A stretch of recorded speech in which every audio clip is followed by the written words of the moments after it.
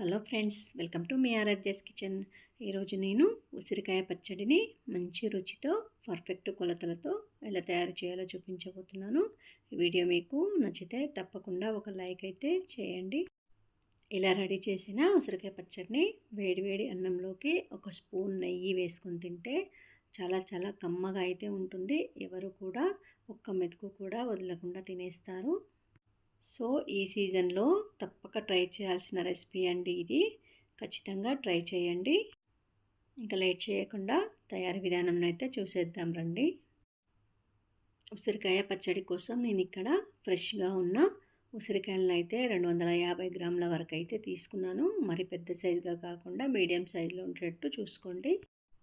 ఉసిరికాయలని శుభ్రంగా కడిగి తడి లేకుండా ఒక పొడి క్లాత్ పైన వేసుకొని కాసేపు తడి కానీ పచ్చి కానీ లేకుండా ఆరబెట్టుకోండి. మరోపక్క స్టవ్ ఆన్ చేసుకొని ప్యాన్ అయితే పెట్టుకొని 1.5 టేబుల్ స్పూన్ వరకు పచ్చిమెంతుల్ని ఇక్కడ యాడ్ చేసుకొని దోరగా ఫ్రై అయ్యేంత వరకు ఫ్రై చేసుకోవాలి. మనకు ఉసిరికాయ పచ్చడి చేదుగా రాకుండా ఉండాలి అంటే మెంతులు అనేవి బాగా దోరగా ఫ్రై అయ్యేంత వరకు ఫ్రై చేసుకోవాలి. ఇప్పుడు ఫ్రై అయ్యాక 1 టేబుల్ స్పూన్ వరకు జీలకర్ర, అలాగే 1 టేబుల్ స్పూన్ వరకు ఆవాలను కూడా యాడ్ చేసుకొని లో ఫ్లేమ్లో ఇవన్నీ కూడా ఫ్రై అయ్యేంత వరకు ఫ్రై చేసుకోండి. వీటిని కాసేపు ఇలా పక్కన పెట్టండి. తాలింపు కోసం అయితే స్టవ్ ఆన్ చేసుకొని ఇక్కడ నేను 100 గ్రాముల పల్లి ఆయిల్ని అయితే యాడ్ చేశాను. లేదంటే నువ్వుల నూనెను కూడా యాడ్ చేసుకోవచ్చు.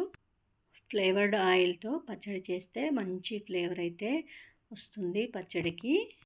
ఒక పక్క పోపు రెడీ చేస్తూ మరో పక్క నేను చూపించిన విధంగా ఉసిరికాయలను అయితే ఘాట్లు పెట్టుకొని పక్కన ఉంచండి. ఆయిల్ కాగాక మనం ఈ ఉసిరికాయలను అయితే అందులోకి యాడ్ చేసుకొని ఫ్రై చేసుకోవాలి.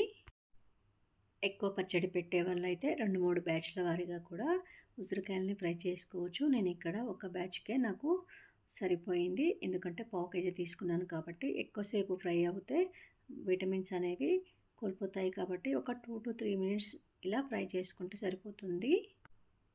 ఇక్కడ ఒక ఫోర్క్తో కానీ ఒక చాకుతో కానీ ఒక ఉసిరికాయ ముక్కనైతే ఇలా ఉడికిందో లేదు అనేది ఒకసారి చెక్ చేసుకొని మనం వీటినైతే పక్కకు తీసుకొని పెట్టుకోవాలి. ఇప్పుడు అదే ఆయిల్లో 1 టేబుల్ స్పూన్ వరకు జీలకర్ర, అలాగే 1 టేబుల్ స్పూన్ ఆవాలు, 10 నుంచి 12 వరకు పొట్టు తీసి పెట్టిన వెల్లుల్లి రెమ్మలను వేసుకొని ఇవి బాగా ఫ్రై చేసుకోవాలి.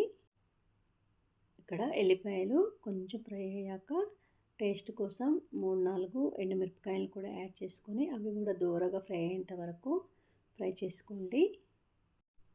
పోపు వేగాక స్టవ్ ఆఫ్ చేసుకొని ఈ పోపునంతా కూడా చల్లారే వరకు కాసేపు పక్కన ఉంచండి. ఇంతకుముందు వేయించి పెట్టుకున్న జీలకర్ర ఆవాలను అయితే నేను ఒకసారి గ్రైండ్ చేసుకొని ఇలా ఒక బౌల్ అయితే యాడ్ చేశాను. అలాగే సాల్ట్ కూడా రాళ్ళ ఉప్పును మిక్సీ అయితే చేసుకున్నాను. నాకు ఇక్కడ 30 గ్రాముల వరకు అయితే పట్టింది. కారం 100 గ్రాముల వరకు యాడ్ చేసుకున్నాను. ఇవన్నీ కలుపుకొని ఒక్కసారి ఉప్పు మసాలా అనేది కలిసే విధంగా కారంకి అయితే కలుపుకోవాలి. ఒక 2 to 3 మినిట్స్ పాటు కలిపితే సరిపోతుంది. ఇందులోకి 15 నుంచి 20 వరకు పచ్చి ఎల్లిపాయలను యాడ్ చేసుకొని ఒకసారి బాగా కలుపుకోండి. 1/2 టేబుల్ స్పూన్ పసుపును కూడా కలుపుకోవాలి. ఇలా ఇవన్నీ ఒకసారి బాగా కలుపుకున్న తర్వాత మనం ఇంతకుముందు ఫ్రై చేసి పెట్టుకున్న ఉసిరికాయలను అయితే నేను ఇక్కడ యాడ్ చేసుకున్నాను. ఉసిరికాయలను యాడ్ చేసుకొని మనకు ఉప్పు కారం అనేది ఉసిరికాయ ముక్కలకి బాగా పట్టే విధంగా ఒక 2 to 3 మినిట్స్ పాటు అయితే కలుపుకోవాలి. కొంచెం సేపు కలిపినప్పుడే మనం ఘాట్లు పెట్టుకున్న ఉసిరికాయకి అందులోకి ఉప్పు కారం అనేది దిగుతుంది. కాబట్టి ఇలా ఒక స్లో ప్రాసెస్లో అయితే కలుపుకోండి. సో ఇప్పుడు మనం పోపు చేసుకున్న ఆయిల్ని అయితే ఒకసారి చల్లారిందా లేదా ఒకసారి చెక్ చేసుకొని ఈ ఉసిరికాయ ముక్కల్లోకి అయితే మనం ఈ ఆయిల్ని అయితే యాడ్ చేసుకోవాలి. ఈ పోపు అనేది ఉసిరికాయ ముక్కలకైతే పట్టే విధంగా ఒకసారి బాగా కలుపుకోండి. మనం ఆయిల్ వేయగానే కొంచెం ఆయిల్ అనేది సరిపోనట్టుగా అనిపిస్తుంది, కానీ మనం 3 డేస్ ఊరపెడతాం కాబట్టి అప్పుడైతే ఆయిల్ వస్తుంది. ఇలా ఒకసారి కలుపుకొని ఉప్పు కారం అనేది సరిపోయిందా లేదా చెక్ చేసుకోండి. ఈ టైంలో ఇలా కలుపుకొని కాసేపు పక్కన ఉంచిన తర్వాత 2 నుంచి 3 వరకు మీడియం సైజులో నిమ్మకాయలను అయితే నేను ఇక్కడ యాడ్ చేసుకొని వాటర్ని అయితే నేను ఇక్కడ పచ్చడిలో అయితే యాడ్ చేశాను. అలాగే పులుపు కోసం 30 గ్రాముల చింతపండు వరకైనా తీసుకోవచ్చు. ఏదైనా ఒకటి వేసుకుంటే పచ్చడి అనేది ఎక్కువ కాలం అయితే నిల్వ ఉంటుంది. ఇలా నిమ్మరసం నేను యాడ్ చేసుకొని ఒకసారి బాగా కలుపుకొని వీటిని వీటిని అయితే కాసేపు పక్కన పెట్టుకుంటున్నాను. 3 రోజుల తర్వాత నేను చూపిస్తాను. చూడండి, 3 డేస్ తర్వాత మనకు ఆయిల్ అయితే సపరేట్ అయ్యి పైన అయితే ఆయిల్ అయితే తేలిపోయింది.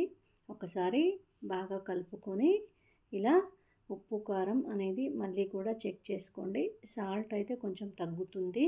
ఒకసారి సాల్ట్ అయితే ఖచ్చితంగా చెక్ చేసుకోవాలి. ఎందుకంటే సాల్ట్ తక్కువగా ఉంటే మనకు పచ్చడి అనేది పాడవుతుంది కాబట్టి సాల్ట్ సరైన మోతాదులోనే మనం వేసుకోవాలి. నేను చేసి చూపించిన ఉసిరికాయ పచ్చడి నచ్చితే ఒక లైక్ అయితే చేయండి. మరిన్ని సింపుల్ అండ్ టేస్టీ రెసిపీస్ కోసం మీ ఆరాధ్యాస్ కిచెన్ ఛానల్ని అయితే ఫాలో అవ్వండి. ఇంకా ఎవరైనా కొత్తగా మన ఛానల్ని చూస్తున్నట్లయితే వెంటనే సబ్స్క్రైబ్ అవ్వండి. ఇప్పటి వరకు వీడియోని చూసినందుకు ధన్యవాదములు.